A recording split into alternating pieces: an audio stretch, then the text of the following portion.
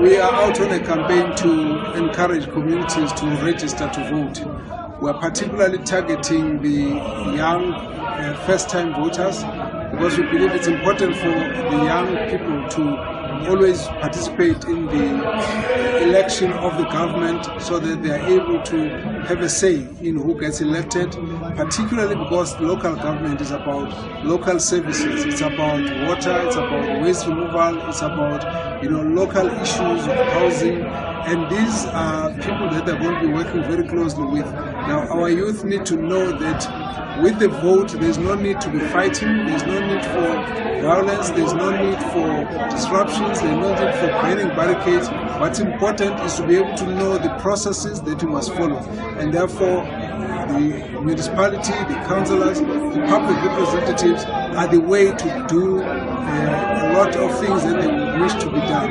We've gone around, visited communities, encouraging them, particularly those who have relocated from other areas to settle in new areas. These are also, they need to know that they must relocate in the voters' roll their names to a new area. So at the end of the day, our campaign has been taken up to these areas, rural areas, because firstly, we think people in the rural areas need to be given enough attention, but also we've got lots of supporters which we must encourage, because later we'll be doing campaigns in these particular areas.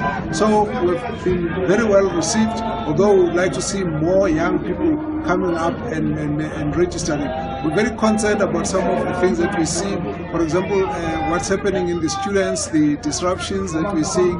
We think youth need to be aware that there's a lot of investment in infrastructure, in human resources that has gone to building the system of education for the benefit of the young people. So they must know that already they've been catered for in this whole democracy. And in addition, we've been visiting schools where there's certain disruptions, like in the local schools, we're attending to those issues. We've been in areas where there's lots of drought, where people are raising concerns about how the change in weather pattern is affecting them.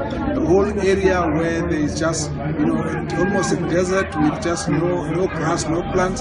These are issues of concern. In areas where dams have dried up and people can't get water, like in Fufuwe, Mtuba, where we've been, we find this to be very important issues to discuss, give people hope, and also help them to be linked to the various government offices that can deal with these matters. Of course, challenges of unemployment, poverty are always amongst us, and we need to deal with all of them.